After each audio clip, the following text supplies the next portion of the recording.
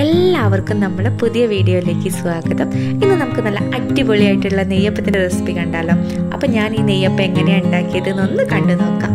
നെയ്യപ്പം ഉണ്ടാക്കാൻ വേണ്ടിയിട്ട് 2 ഗ്ലാസ് പച്ചരിയാണ് എടുത്തിരിക്കുന്നത്. അപ്പോൾ പച്ചരി എടുത്തിരിക്കുന്നത് ഈ ഒരു ഗ്ലാസ്സിലാണ്. ഈ പച്ചരി നല്ലതുപോലെ കഴുകി വൃത്തിയാക്കിയതിന് ശേഷം 2 to 3 മണിക്കൂർ കുതിർത്ത് വെക്കാം. ഇതിലേക്ക് മധുരത്തിന് ആവശ്യമായിട്ടുള്ള ശർക്കര എടുത്തിട്ടുണ്ട്. അതൊന്ന് നമുക്ക് ശർക്കര പാനിയാക്കിയിട്ട് വെക്കാം. 3 മണിക്കൂറിന് ശേഷം നമുക്ക് ഈ അരി അരച്ചെടുക്കാം. അപ്പോൾ അതിലേക്ക് നമ്മൾ എടുത്തു വെച്ചിരിക്കുന്ന ശർക്കര പാനി ഒഴിച്ചിട്ട് നമുക്ക് അരയ്ക്കാം. നെയ്യപ്പത്തിനൊക്കെ വേണ്ടി നമ്മൾ അരി അരയ്ക്കുമ്പോൾ കുറച്ച് തരിയോട് കൂടി തന്നെയാണ് അരയ്ക്കുക. അങ്ങനെ തന്നെയാണ് ഇതും അരച്ചെടുത്തിരിക്കുന്നത്. ഇതിലേക്ക് 1/2 കപ്പ് മൈദയും കൂടി ചേർത്ത് കൊടുക്കുന്നുണ്ട്. എന്നിട്ട് ഒന്ന് ബ്ലെൻഡ് ചെയ്തെടുക്കാം. മൈദയ്ക്ക് പകരം ഗോതമ്പ് പൊടി ചേർത്ത് കൊടുക്കണമെങ്കിൽ അങ്ങനെയും ചെയ്യും. അരിയും ശർക്കര പാനിയും മൈദയും കൂടി ചേർത്ത് അരച്ചെടുത്തപ്പം നമ്മുടെ മാവ് ദാ ഇങ്ങനെയാണ് ഉള്ളത്. ഇതിലേക്ക് നമ്മളൊരു 2 ടേബിൾ സ്പൂൺ പുട്ടുപൊടിയും കൂടി ചേർത്ത് കൊടുക്കുന്നുണ്ട്. തരിയോട് കൂടിയാണ് അരി അരച്ചതെങ്കിലും പുട്ടുപൊടിയും കൂടി ചേർത്ത് കൊടുക്കുമ്പോൾ നമ്മുടെ നെയ്യപ്പം നല്ല അടിപൊളിയായിട്ട് നമുക്ക് കിട്ടും. ഇത് കൊടുത്തപ്പോൾ നമ്മുടെ മാവ് ദാ ഈ ഒരു കൺസിസ്റ്റൻസിയിലാണ് ഉള്ളത്. അപ്പോൾ ഇങ്ങനെയാവുന്ന സമയത്ത് നമ്മളൊരു 8 മണിക്കൂർ വെക്കുമ്പോൾ നെയ്യപ്പം ചുടാനുള്ള പാകത്തിൽ നമുക്ക് കിട്ടും.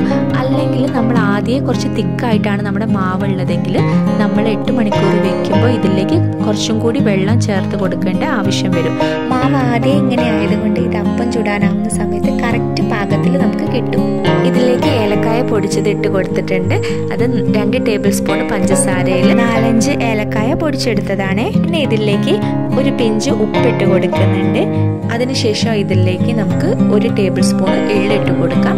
1 ടീസ്പൂൺ സാജീരകം ഇട്ട് കൊടുക്കുന്നുണ്ട്. പിന്നെ 1 ടേബിൾ സ്പൂൺ നെയ്യും കൂടി ഒഴിച്ചു കൊടുക്കുന്നുണ്ട്. അതിനുശേഷം ഇത് നല്ലതുപോലെ യോജിപ്പിച്ചു കൊടുക്കാം. ഈ മാവിനെ അടച്ചു വെക്കാം. 8 മണിക്കൂറിന് ശേഷം നമുക്കിതെടുത്ത് നെയ്യപ്പം ചുടാം. 8 മണിക്കൂർ നമ്മൾ ഈ മാവ് വെക്കുമ്പോൾ നമുക്ക് നല്ല അടിപൊളിയായിട്ടുള്ള നെയ്യപ്പം കിട്ടും. 8 മണിക്കൂറിൽ കൂടി പോയാലും കുഴപ്പമില്ല, പക്ഷെ കുറഞ്ഞു പോകരുത്. അപ്പോൾ 8 മണിക്കൂറിന് ശേഷം നമ്മുടെ മാവ് ഇതാ ഇങ്ങനെയാണ് ഉള്ളത്. ഇനി നമുക്ക് നെയ്യപ്പം ചുട്ടെടുക്കാം. അതിന് വേണ്ടിയിട്ട് ഒരു ഇരുമ്പ് ചീനച്ചട്ടി വെച്ച് കൊടുത്തിട്ടുണ്ട്. ഇതിലേക്ക് വെളിച്ചെണ്ണ ഒഴിച്ചു കൊടുത്ത് നല്ലതുപോലെ ചൂടായതിന് ശേഷം നമുക്കിതിലേക്ക് മാവ് ഒഴിച്ചു കൊടുക്കാം. മാവ് നമ്മൾ ഒഴിച്ച് കഴിഞ്ഞതിന് ശേഷം നമുക്കിത് ലോ ഫ്ലെയിമിലേക്ക് മാറ്റാം.